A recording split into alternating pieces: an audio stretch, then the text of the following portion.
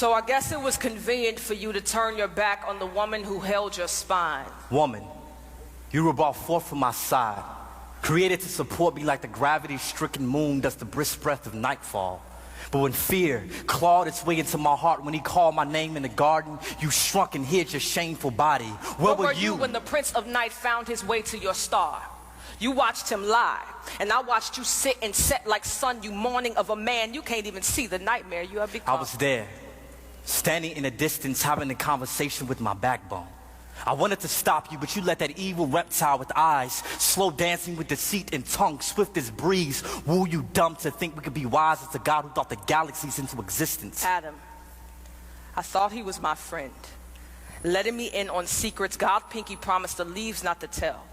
He pointed me to the tree, told me of what I was missing, and as my faith in his lies led me to stare, I watched death become gorgeous. But God is beautiful. Adam, my tongue became sight. The fruit looked too good not to Taste and see that God is good. God is thief. He kept us from the one thing he knew would turn our minds deity. No, God is wise. Eve, can't you see? In our feast for knowledge, we have become fools. Searching for wisdom in a mere branch, we forgot about the God who had the power to grow us from dust with no roots. His mind is wide as sky, and we were free as clouds, but now the silent hum of shame echoes the land. The eerie chill of Father's curse crawls across our conscience, and the very river we bathe our naked souls in is damned because of you. What have you done? Do not blame me for murder and name yourself victim as if we are not both ghosts with skin. You left me for dead. Did you forget the sixth day when God made you from dust? But he made you from me for me. While sleeping, he called you from my cage bones, beautiful, but you, with your prideful disposition, switched positions and tried to lead. Took heed to a four-legged snake without consulting me first. You didn't respect me. He gave you authority. He made you the head of us, but you became neck. I can still see the apple stuck in your throat. Adam, swallow your pride.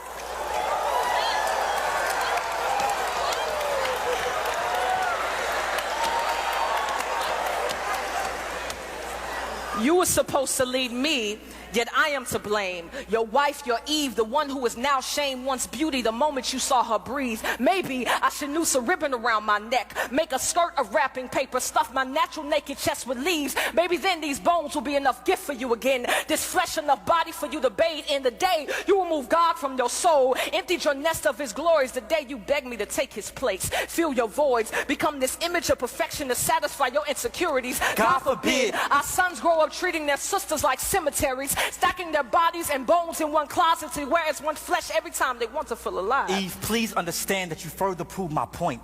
That prideful organ brewing beneath your breast beats with no submission for your husband. And for this, your future daughters would not be quiet, gentle, but some would be loud as nagging crows scavenging on the dead earlobes of men.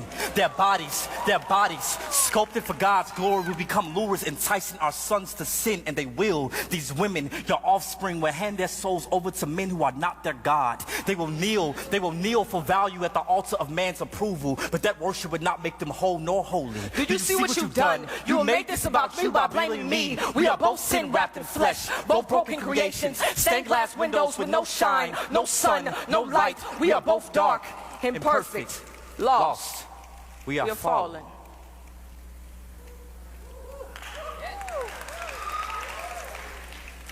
Wife, I'm sorry.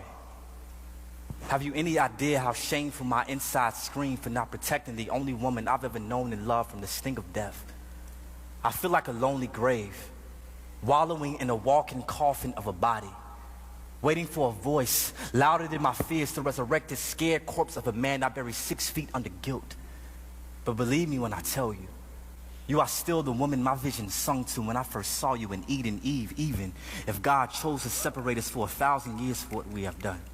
I'll write you every day faithful, and my letters will literally litter the land with love, my lady. But excuse me, if the blood on my hands still drips thick with condemnation, I can only pray that this venom doesn't poison our unborn son, Cain.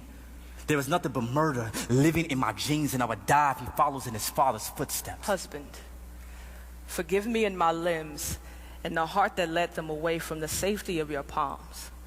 The parachute folded beneath the bloodstream I left in vain. I promise I will never try to fly without you again.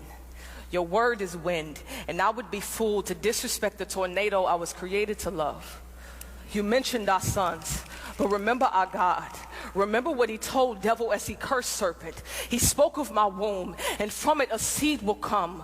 The devil will strike his heel, but our seed will crush his head. Yes, we are dying, but one day we may rise from the dead. We are not hopeless. Mercy has its sights set on the sinners, and its source is our God. He will rescue us out of the sea of sin. Like hands beneath a drowning soul, a rainbow before the lightning bolt speaks, he reigns. When the clouds crack their shell, our God will appear and show us his yoke is easy. A light too mighty for anything pitch black to trap our backs back behind that cage we crave. The way of escape is near if we wait with hope, nailed to our faith. The truth cross-stitched to our burdened bodies. The life stretching like the arms of the horizon, rising for all to see. The sun still lives. Eve, forgive me. Adam, forgive me. God, we tried to be our own God.